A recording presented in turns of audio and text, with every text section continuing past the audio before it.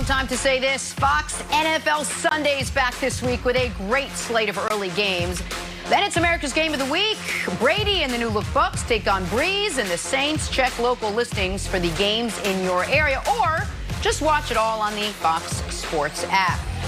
We're back here talking quarterbacks now. So the Texans paid their do-everything quarterback Deshaun Watson over the weekend.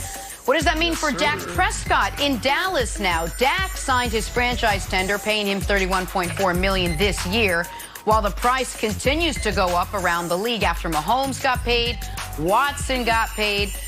We now welcome in Greg Jennings. Greg, what does Deshaun Watson's 4-year, $160 million extension with the Texans mean for Dak Prescott and the Dallas Cowboys now?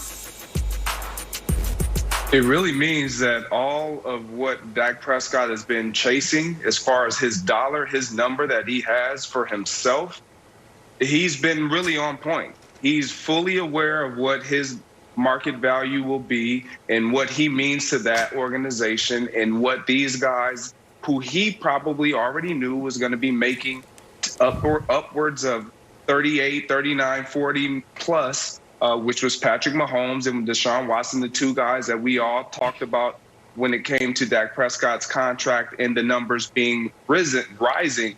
I look at the Dallas Cowboys and they're the only ones to blame here. When you look at them having Dak Prescott in their hands, in their grasp, and all they had to do was sign him earlier, and now they've put all these weapons around him. He's going to do nothing but get better when you put young talent around a quarterback that it has a chip, that has something to prove, that has a new offensive coordinator.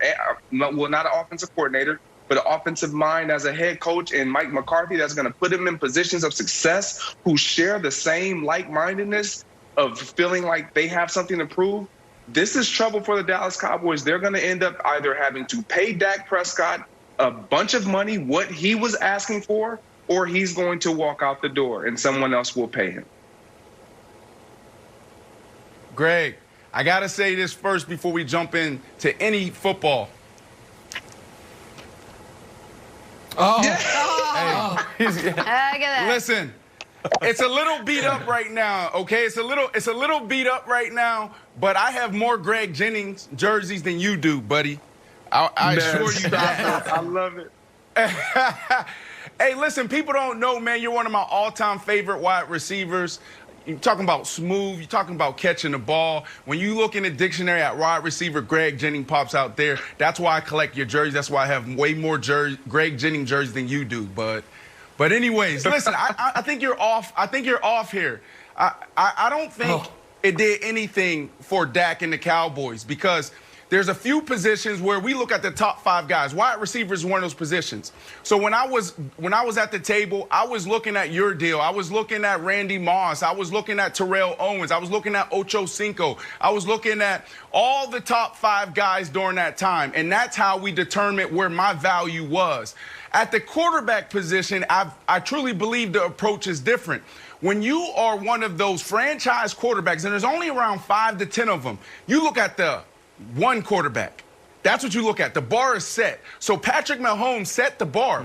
That's the only contract that Dak and the Cowboys are looking at. Well, maybe not the Cowboys, but Dak is looking at that. He's saying this is the benchmark, okay? Yes, you're right. You surround him with Coach McCarthy, who I think could come in and do a phenomenal job for this team, because he sat in Appleton, Wisconsin for a year, Greg, in his barn, figuring out what works, what don't work, what went wrong in Green Bay, what didn't, right? And he's really coming in with a great plan. And he also has not 1, not 2, but 3 number 1 wide receivers. So if I'm Dak, I'm excited, but at the same time, it's like, hey, guys, the bar has already been set. So here's where I disagree with you, Brandon. Mahomes' contract is so unique because of the length of it. I feel like it's almost hard to use as a negotiating point.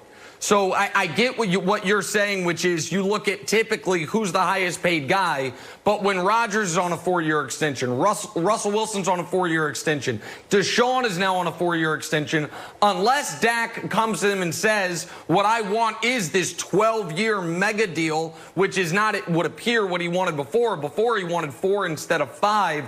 I do think they are going to be negotiating off of the Deshaun Watson deal.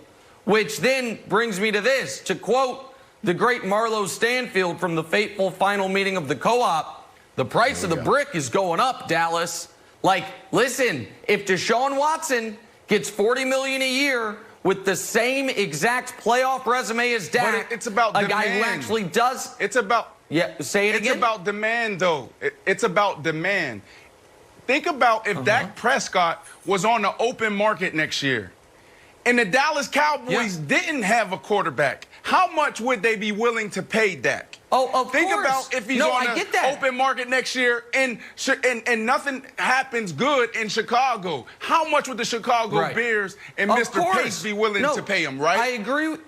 I agree with you entirely on that regard. And by the way, nothing shows you have full confidence in your quarterback decision like releasing it on a Friday night of Labor Day weekend like the Bears did. Bang up job by that whole crew going with Mitch Trubisky. But I agree with you. Dak is in the catbird seat as far as negotiating.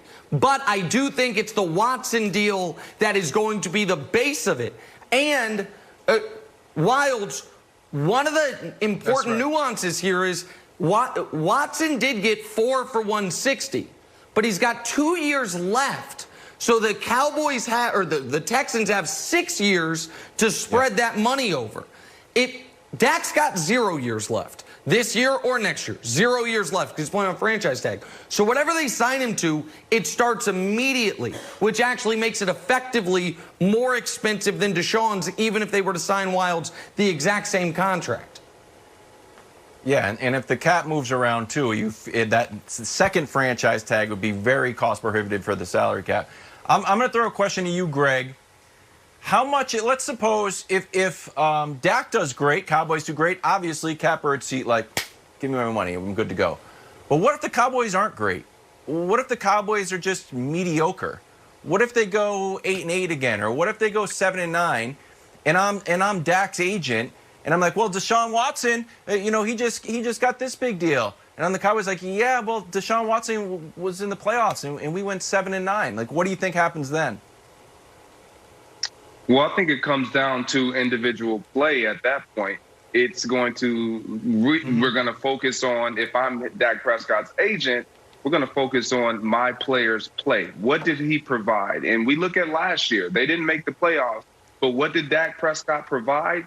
He provided them a solid quarterback play performance week in and week out. If Dak Prescott did not perform the way that he did, the Cowboys wouldn't have been anywhere close to even having an opportunity to make the playoffs. So, yes, the playoffs is always icing on.